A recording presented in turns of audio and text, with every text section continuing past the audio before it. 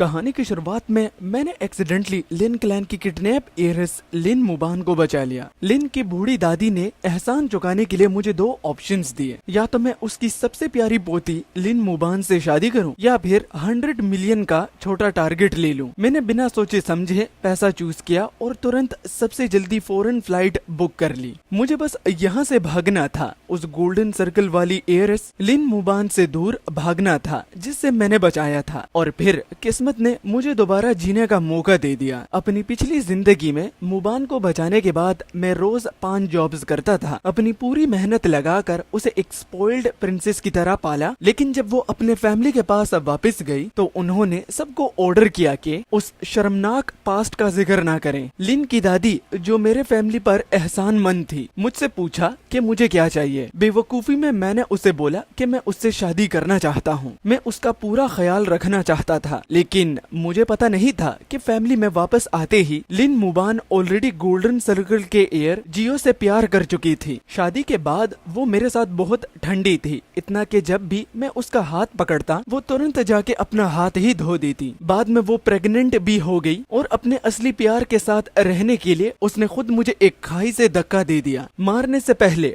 वो अपने हील्स में मेरे खून के पास आई और हंस कर बोली, तो जैसा गरीब और बेकार आदमी क्या सच में मेरा पति बनने के लायक भी है? मेरा पहला चॉइस हमेशा कोई और ही होगा। पर जब मैंने अपनी आंखें खोली, मैं वापस उस दिन पर आ गया जब लिन की दादी ने मुझे रिवॉर्ड पूछा था। इस बार मैंने अपने सारे इल्यूजन्स साइड में रख दिए और लिन मुबान की तरफ देखा भी नहीं। मुझे कैश चाहिए और यूनाइटेड स्टेट्स का टिकट चाहिए और पैसे। क्या तुम मेरे साथ कोई माइंड गेम खेल रहे हो? लिन मुबान की तेज आवाज ने लिन विला की लग्जरी साइलेंस तोड़ दी। वो एक जेन्युइन लेदर के यूरोपियन सोफा पर बैठी थी, हाथ क्रॉस किए हुए, और उसकी आंखों में जो कभी सिर्फ मेरे लिए होती थी अब सिर्फ नफरत और मजाक था। उसे फैमिली में वापस आए सिर्फ 3 दिन हुए थे। जो सस्ता सा कॉटन ड्रेस मैंने अपनी सेविंग्स से खरीदा था वो अब रिप्लेस हो चुका था एक हाई फैशन शनेल के आउटफिट से। उसके गले में चमकता हुआ डायमंड नेकलेस जैसे हम दोनों के बीच के क्लास डिफरेंस को क्लियरली दिखाता था। लिन की दादी मेन सीट पर सीधी बैठी थी, हाथ में पर्पल सैंडलवुड का रोजरी, और उसकी धुंधली पर तेज आंखें मुझे ऐसे देख रही थी जैसे मैं कोई लो क्वालिटी प्रोडक्ट हूँ जिसका अभी भी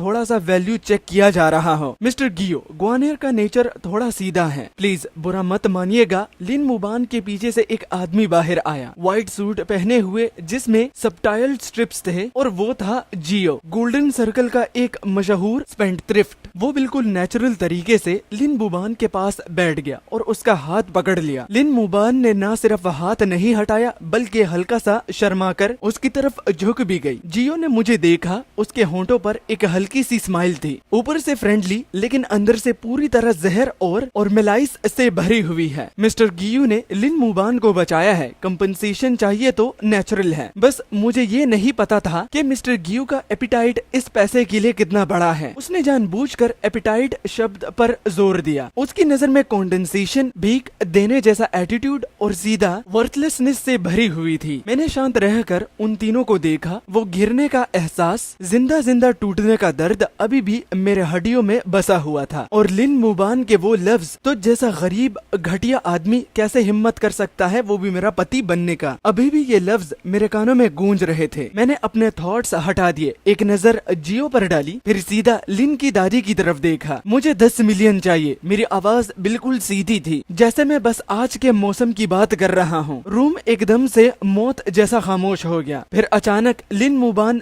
ठंडी एग्जैजुरेटेड हंसी हंस पड़ी। 10 मिलियन? क्या तुम पागल हो? वो झटके से खड़ी हुई और उंगली से मेरी तरफ इशारा किया। तुम रोज 4 जॉब्स करते हो, रेस्टोरेंट में टेबल सर्व करते हो, कंस्ट्रक्शन साइट पर ब्रिक्स उठाते हो, पूरा महीना जान तोड़ मेहनत करते हो, कितना कमा लेते हो, और अब सीधा 10 मिलियन मांग रहे हो? क्या तुम्हें लगता है लिन फैमिली का पैसा फ्री में मिलता है? उसकी आंखों में वर्थलेसनेस उभर कर बाहर आ रही थी। मुझे पता था तुमने मुझे काइंडनेस से नहीं बचाया, तुम तो एक खून चूसने वाले वेम्पायर हो। पहले तुमने हम्बल बनने का नाटक किया जैसे तुम चले जाओगे, लेकिन असल में तुम इतनी बड़ी रकम मांगने के लिए प्लान बना रहे थे, है ना? जियो ने तुरंत लिन मुबान का हाथ पकड़ लिया और उसकी पीठ थपथपाई। लिन मेरी जान, शांत हो जाओ, गुस्सा मत करो, तुम खुद को ही नुकसान पहुंचाओगी। फिर उसने मेरी तरफ देखा, हल्का सा बाएं सिकुड़ते हुए जैसे उसे सच में अफसोस हो, लेकिन उसका एक्सप्रेशन बिल्कुल फेक था। मिस्टर गियो, मैंने सोचा था कि तुम एक ईमानदार आदमी हो, एक्सपेक्ट नहीं किया था कि तुम इतने ग्रीडी निकलोगे। 10 मिलियन लिन फैमिली के लिए कुछ भी नहीं है, लेकिन तुम जैसे लो क्लास आदमी के लिए इतना पैसा एकदम मिल जाना तुम्हें गलत रास्ते पर ले जा सकता है। मेरा मशवरा है थोड़ा रियलिस्टिक बनो, 1 लाख या 80,000 मांगो, एक छोटा सा बिजनेस शुरू करो, क्या वो बेटर नहीं होगा? उसकी हर बात ऐसे लग रही थी जैसे वो मेरी फिक्र कर रहा हो, लेकिन हर लफ्ज मुझे ग्रीडी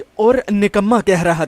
जियो का वो हिपोक्रेट चेहरा देखकर अचानक मुझे महसूस हुआ कि मेरी पिछली जिंदगी कितनी बेवकूफ थी। मैं ऐसे फेक आदमी से हार गया था। मैं उसकी प्रोवोकेशन इग्नोर की और सीधा लिन की दादी की तरफ देखा। मैडम लिन, क्या मिस लिन मुबान की जिंदगी 10 मिलियन से भी कम कीमत रखती है? ये सुनते ही दादी लिन ने अपना रोजरी घुमाना रोक दिया। उसकी धुंधली आंखों में एक गहरा थोड़ा सा अंधेरा चमक उठा। लिन फैमिली जीएस की टॉप फैमिलीज में से एक थी। अगर ये बात बाहर चली गई कि लिन मुबान की जान बचाने वालों को सिर्फ 1 लाख मिला तो उनकी इज्जत का क्या होता? ठीक है, 10 मिलियन मिलेंगे तुम्हें, उन्होंने भारी और अथॉरिटी से भरे हुए आवाज में कहा। दादी, लिन मुबान बेचैन हो गई। जमीन पर पैर पटकते हुए, आप इतनी बेकार डिमांड कैसे मान सकती हैं? गरीब अगर इतना पैसा ले लेगा पता नहीं कैसे उड़ा देगा। दादी लिन ने हाथ उठाकर उसे चुप कराया, फिर ठंडी नजर से मुझे देखा। जी, मैं तुम्हें 10 मिलियन दे सकती हूँ, लेकिन उसके बदले तुम्हें एक कॉन्फिडेंशियली एग्रीमेंट साइन करना होगा। आज के बाद तुम किसी को नहीं बताओगे कि तुमने लिन मुबान को बचाया था, और ना ही किसी भी वजह से लिन मुबान और लिन फैमिली के सामने दोबारा आओगे। क्या तुम्हें मंजूर है? मैंने बिना एक सेकंड सोचे सर हिला दिया। बिल्कुल, सच कहूँ तो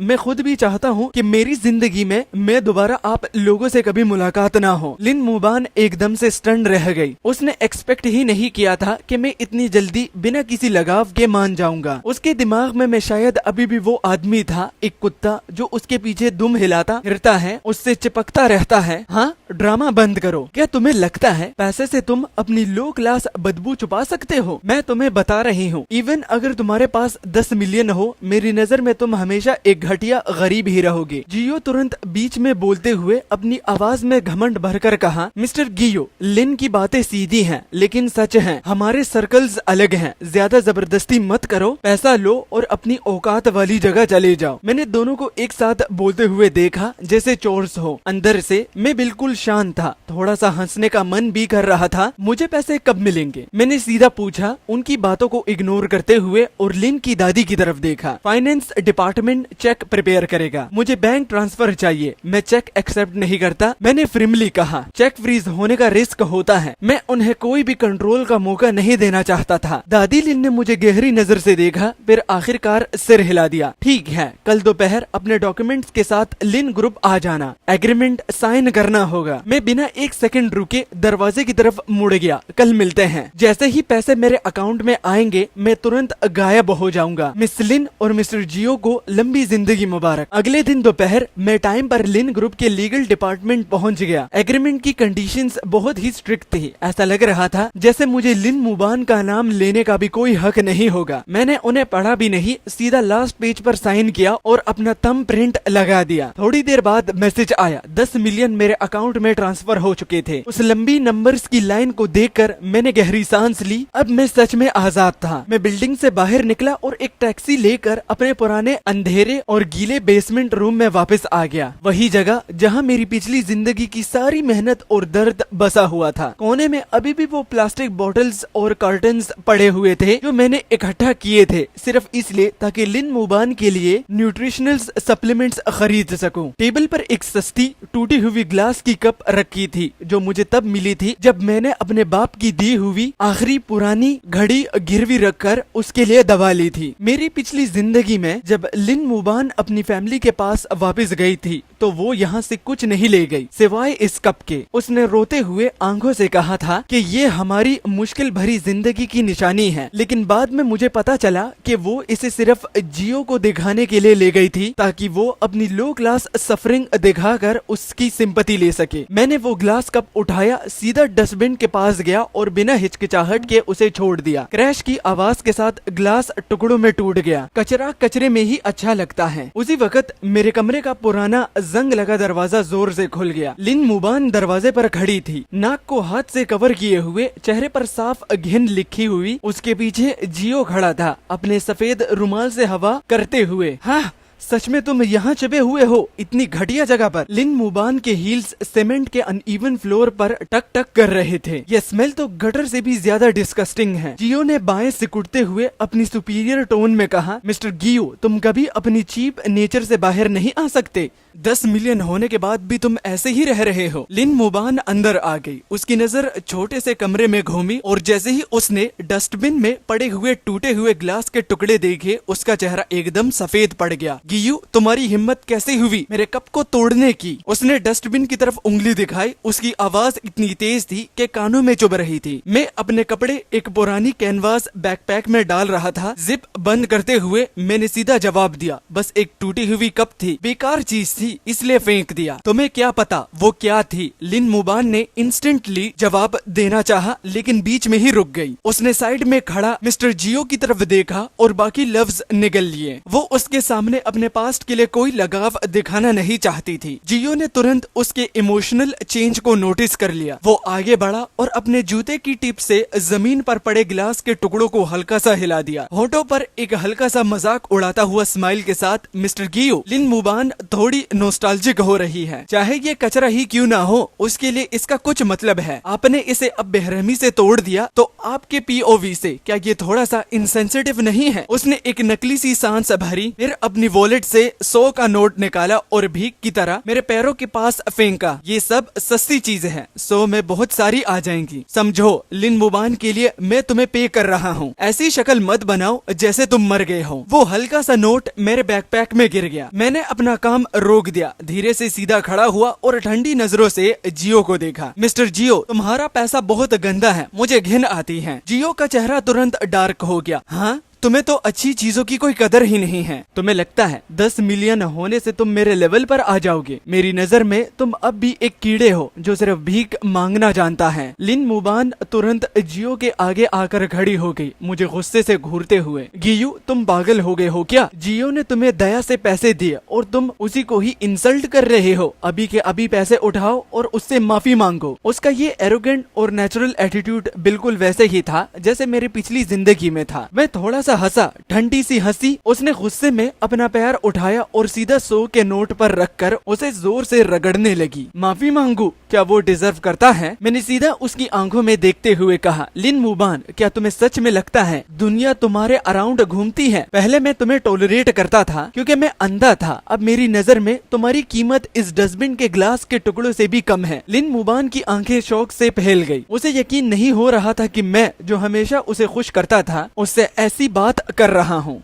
तुम्हारी हिम्मत कैसे हुई मुझसे ऐसे बात करने की? गुस्से से कांपती हुई उसने हाथ उठाया मुझे थप्पड़ मारने के लिए, लेकिन मैंने तुरंत उसकी कलाई पकड़ ली, इतनी जोर से कि वो दर्द से चीख उठी। मिस लिन, अपना ये घमंडी एटीट्यूड संभाल कर रखो। मैंने उसका हाथ झटके से छोड़ दिया। अपने इस कुत्ते को ले जाओ और मेरे घर से निकल जाओ, वरना मैं पुलिस को कॉल करूंगा ट्रेसपैसिंग के लिए। जियो ने तुरंत उसे संभाला और मुझे नफरत भरी नजर से देखा। जिन गाँव में मुझे ऑफेंड करने की हिम्मत की है तुमने, मेरे पास 100 तरीके हैं तुम्हारी जिंदगी बर्बाद करने के। मैंने अपनी बैकपैक कंधे पर डाली, उसकी आंखों में सीधा देखते हुए बिना डरे कहा, जब तुम्हारी मर्जी चाहे तो तब अपने ये तरीके ट्राई कर लेना। मैं वहीं से निकल गया, उन दोनों को पीछे छोड़कर। गियू, तुम इतने क्रूल कैसे हो गए? तुम अनबेरेबल हो। लिन मुबान की गुस्से भरी आवाज पीछे से आई, लेकिन मैंने पलट कर देखा भी नहीं। बाहर निकलते ही सीधा एयरपोर्ट के पास एक होटल चला गया। मेरा फ्लाइट 6 दिन के बाद था, बस मुझे आराम से वेट करना था। लेकिन लिन फैमिली क्लियरली इतनी आसानी से मुझे जाने देने नहीं वाली थी। तीसरे दिन दोपहर किसी ने जोर से मेरे होटल के कमरे का दरवाजा नॉक किया। बाहर 2 ब्लैक सूट वाले बॉडीगार्ड्स खड़े थे, हाथ में एक सस्ता सा सूट लिए हुए। मिस्टर गू, ओल्ड मैडम का ऑर्डर है, आज रात आपको लिन फैमिली की थैंक्स गिविंग डिनर अटेंड करनी ही होगी। बॉडीगार्ड की आवाज में सीधा हुक्म था, कोई नेगोशिएशन का चांस ही नहीं था। मैंने थोड़ा खुद को संभाला और कहा, मैं ऑलरेडी एग्रीमेंट साइन कर दिया है, पैसे भी ले लिए हैं, मुझे किसी डिनर में आने की कोई जरूरत नहीं है। बॉडीगार्ड ठंडी हंसी से हंसा। मैडम ने कहा है अगर आप नहीं आए तो वो उस कंस्ट्रक्शन कंपनी को बर्बाद करवा देगी जहां आप काम करते थे। वैसे भी सुना है कंस्ट्रक्टर आपके साथ अच्छा बर्ताव करता था, है ना? मेरी आंखें तुरंत ठंडी हो गई। ओल्ड मैडम लिन सीधा बेगुनाह लोगों को टारगेट कर रही थी। मेरी पिछली जिंदगी में उस कंस्ट्रक्टर ने सच में मुश्किल वक्त में मुझे कुछ पैसे उधार दिए थे। मैं चाहे जितना भी बदल गया हूँ, लेकिन अपने बेनिफैक्टर को कभी नुकसान नहीं पहुँचाने देता। ठीक ठीक है, मैं आऊंगा। मैंने सूट लिया और पहन लिया। वो क्लियरली एक साइज छोटा था, कपड़े भी रफ थे, मुझे बिल्कुल क्लाउन जैसा बना रहा था। लिन फैमिली चाहती थी मैं सबके सामने मजाक बन जाऊं ताकि जियो और ज्यादा शाइन करे। रात के 8 बजे मुझे आधा जबरदस्ती ले जाया गया जिंगसू के सबसे लग्जरियस होटल के बैंक्वेट हॉल में। गोल्डन चमकता हुआ हॉल, हर तरफ हाई क्लास लोग। जैसे ही मैं अंदर घुसा सबकी नजर मुझ पर टिक गई। ये कौन है? कितना बेकार कपड़ा पहना है, अंदर कैसे घुस गया? सुना है इसने मिस लिन को बचाया था, कितना गवार लगता है। इसका जियो से क्या कंपैरिजन, जमीन आसमान का फर्क है। ये सारी थी की बातें बिना फिल्टर के मेरे कानों में पड़ रही थी। मैं चुपचाप एक कोने के सोफा पर जाकर बैठ गया, एक गिलास पानी उठाया, धीरे से पीने लगा। कुछ ही देर के बाद क्राउड में हलचल मची। लिन मुबान जियो का हाथ पकड़े हुए बिल्कुल एक स्टार की तरह एंट्रेंस ली। सब लोग उनके आसपास घूम रहे थे। उसने आइस ब्लू हाई कोर्चर ड्रेस पहनी हुई थी, चमकती हुई। जियो एक परफेक्टली टेलर्ड ब्लैक सूट में था, चेस्ट पर सैफायर ब्रोंच लगा हुआ। दोनों एक परफेक्ट कपल लग रहे थे। स्टेज पर खड़ी हुई दादी लिन ने मुस्कुराते हुए अनाउंस किया, आज मैं खास तौर पर यंग मास्टर जियो का शुक्रिया अदा करना चाहती हूँ, जिसने अपनी जान की परवाह किए बिना मेरी पोती लिन मुबान को बचाया। इस एहसान को लिन फैमिली कभी भी नहीं भूलेगी। दादी लिन को सच को इतनी आसानी से तोड़ मरोड़ कर बोलते हुए सुनकर मुझे सच में हंसी आ गई। अपनी जान दांव पर लगाकर मैंने लिन मुबान को किडनैपर से बचाया था, लेकिन सारा क्रेडिट तो जियो को दे दिया गया, मेरा नाम तक नहीं लिया। जियो 2 वाइन ग्लासेस लेकर मेरी तरफ आया, चेहरे पर वही नकली स्माइल। मिस्टर गियू, पहले लिन मुबान का ख्याल रखने के लिए थैंक्स। आखिर आप जैसे लोगों के लिए ये सब नॉर्मल ही है ना। ये ग्लास आपके एफर्ट्स के लिए। इसकी आंखों के कोने में साफ जहर था, अभी भी रूम वाली बात से जलन रखता था। मुझे पता है आप जेलस हैं कि लिन मुबान ने मुझे चूज किया, लेकिन फीलिंग्स फोर्स नहीं की जा सकती। उसने जानबूझकर अपनी आवाज ऊंची की ताकि सब लोग सुन सके। गेस्ट की नजर हम पर आ गई। मैंने उसे ठंडी नजर से देखा। तुम कौन होते हो ये सोचने वाले कि मैं तुमसे जेलस हूँ। जियो एकदम आगे बढ़ा, फिर अचानक लड़खड़ा गया और वाइन का ग्लास उसके अपने सीने पर गिर गया। वो ज्यादा ही ड्रामा करते हुए जमीन पर गिर गया। व्हाइट सर पर लाल वाइन फैल गई। हॉल में हंगामा मच गया। लिन मुबान भीड़ को चीरती हुई दौड़ी। जियो, क्या तुम ठीक हो? उसने उसे उठाया, घबराहट में उसकी शर्ट साफ करने लगी। जियो ने आंखों में आंसू भरकर कांपते हुए कहा, मुबान मैं ठीक हूँ, मिस्टर गू बस थोड़ा गुस्से में है। उसने जानबूझकर धक्का नहीं दिया। उसकी ये एक्टिंग देखकर मुबान का गुस्सा फट गया। वो पलटकर मेरे सामने आ गई, हाथ उठाते हुए। मैंने हल्का सा सिर साइड किया और उसका थप्पड़ बच गया। जियो, तुम घटिया इंसान, वो चीखी। जियो ने तमीज से तुम्हें ड्रिंक ऑफर की और तुम उसे धक्का देते हो। अभी के अभी घुटनों पर बैठो और माफी मांगो, वरना आज मैं तुम्हें कभी माफ नहीं करूंगी। गेस्ट भी उंगली उठाकर बोले, क्या बदतमीज आदमी है। लिन फैमिली ने इस कचरे को क्यों बुलाया? इसे घुटनों पर बैठना चाहिए। मैं वहीं पर खड़ा रहा, बिल्कुल शांत, इन सो कॉल्ड हाई सोसाइटी लोगों को ठंडी नजर से देखते हुए। और अगर मैं माफी ना मांगू? मैंने सीधा पूछा। माफी नहीं मांगोगे? लिन मुबान की नजर और भी घिन से भर गई। अपनी औकात भूल गए हो तुम। क्या तुम्हें लगता है 10 मिलियन मिलने से तुम यहाँ कुछ भी कर सकते हो? तुम्हें कुचलना एक कीड़े को कुचलने से भी आसान है। जियो अभी भी उसके कंधे पर झुककर ड्रामा कर रहा था। लिन मुबान, छोड़ो, शायद अपनी लो बैकग्राउंड की वजह से इंफीरियोरिटी फील करता है, इसलिए ऐसे बिहेव कर रहा है। मैं कपड़े बदल लेता हूँ, बात खत्म। लेकिन उसकी हर बात ने लिन मुबान को और भड़का दिया। नहीं, आज ये घुटनों पर बैठकर माफी मांगेगा। इसी वक्त दादी लिन अपने बॉडीगार्ड्स के साथ आगे बढ़ी, हाथ में रोजरी घुमाते हुए। आंखों में ठंडी सख्ती चमक रही थी। गियू, लिन फैमिली तुम्हें इज्जत दे रही है, ना शुक्र मत बनो। अगर आज तुम घुटनों पर नहीं बैठे तो मैं जब चाहूँ तुम्हारे 10 मिलियन फ्रीज करवा सकती हूँ और तुम्हें सिर्फ जिनगांव नहीं, पूरे देश में जीने लायक नहीं छोड़ूंगी। उसके लफ्जों के साथ ही 10 से ज्यादा बॉडीगार्ड्स हमें घेर कर खड़े हो गए। सबको लग रहा था एक गरीब आदमी होने के नाते मैं अब झुक जाऊंगा, भीख मांगूंगा। लेकिन उस वक्त मैं हंस पड़ा, एक अजीब सी हंसी जो पूरे हॉल में गूंज उठी। हंस क्यों रहे हो? पागल हो गए हो क्या? लिन मुबान ने गुस्से से पूछा। मैंने धीरे से अपना फोन निकाला। मैं इस बात पर हंस रहा हूँ कि तुम लोग जो खुद को हाई सोसाइटी समझते हो, एक सस्ते एक्टर के हाथ की कठपुतलियां बन गए हों। ये कहकर मैंने अपने फोन में एक ऐप ओपन की। थोड़ी सी हैकिंग स्किल्स मैंने पहले सीखी थी ताकि लोग मुझे बेवकूफ ना बना सके। कुछ देर पहले जब मैं कॉर्नर में बोर हो रहा था, मैंने होटल का कैमरा सिस्टम को एक्सेस कर लिया था। लिन मुबान, आंखें खोल कर देख, असली झूठा कौन है। मैंने बटन दबाया, हॉल की बड़ी स्क्रीन पर सिक्योरिटी फुटेज चल पड़ी। वीडियो में क्लियरली दिख रहा था जियो मेरे पास आता है और मैं हाफ स्टेप पीछे हट जाता हूँ। हाथ पॉकेट्स में, उसे टच तक नहीं करता, वो खुद ही उलझ कर घिरता है और वाइन अपने ऊपर गिरा लेता है। पूरा सीन बिना किसी ब्लाइंड स्पॉट के रिकॉर्ड था। हॉल में डेड साइलेंस छा गया। गेस्ट चुप हो गए, कुछ लोग शॉक में, कुछ लोग समझ गए। मैंने फोन बंद कर दिया और सीधा जियो की तरफ देखा। उसका चेहरा सफेद पड़ चुका था। मिस लिन, आपका ये कुत्ता इतना अच्छा एक्टर नहीं है। तुम्हारी हिम्मत कैसे हुई मुझे फंसाने की। जियो का चेहरा टेढ़ा हो गया। ये वीडियो फेक है, उसने जोर से चिल्लाया। अब गेस्ट धीरे धीरे उसकी तरफ देखकर बातें करने लगे। खुद ही गिर गया। कितनी शर्म की बात है। लिन मुबान का जिस्म कांप रहा था। गियू, तुम कितने घटिया हो, चुप कैसे रिकॉर्ड करते हो। क्या तुम जियो की रेपुटेशन बर्बाद करना चाहते हो। मैंने उसे देखा, बस एक ही एहसास था, अंदर सिर्फ बेकार सी लग रही थी। लिन मुबान, अगर तुम अपना दिमाग यूज नहीं करती तो उसे किसी और को दे दो। मेरी आवाज ठंडी थी। उसने मुझे प्रोवोक किया। उसने खुद ही वाइन गिराई। मैंने सिर्फ दिखाया जो कि सच था। और वो भी तुम्हें बुरा लग रहा है कि मैं एक बुराई कर रहा हूँ। दादी लिन का गुस्सा फट पड़ा। ये हद पार हो गई। सिक्योरिटी, इसे बाहर निकालो। बॉडीगार्ड्स मेरी तरफ बढ़ने लगे। मैंने हाथ उठाकर उन्हें रोका। जरूरत नहीं, मैं खुद चला जाऊंगा। मैंने सीधा सबकी तरफ देखते हुए कहा, लिन फैमिली के 10 मिलियन मुझे मिल चुके हैं। आज के बाद मेरा लिन मुबान या लिन फैमिली से कोई लेना देना नहीं है। तुम्हारा ये गंदा सर्कल मैं एक सेकंड भी और बर्दाश्त नहीं कर सकता। मैंने माइक फेंका और बिना पीछे देखे मुड़ गया। जैसे ही मैं निकला, बॉडीगार्ड्स खुद ही साइड हो गए। पीछे से लिन मुबान की आवाज आई, गियू, अगर आज तुम इस दरवाजे से बाहर गए तो बाद में चाहे तुम घुटनों पर भी गिर कर भीख मांगो, मैं तुम्हारी तरफ देखूंगी भी नहीं। मैंने बिना मुड़े जवाब दिया, जैसे तुम्हारी मर्जी। 1 महीना बीत गया उस तमाशेदार डिनर को। उस 1 महीने के लिए लिन मुबान की जिंदगी उलट गई। सुबह उठते ही अब उसके लिए कोई गर्म ऑरेंज तैयार नहीं होता था। उसके वार्डरोब में महंगी ड्रेसेस तो थी, लेकिन उसके साथ मैचिंग एक्सेसरीज कभी ठीक से सेट नहीं होती,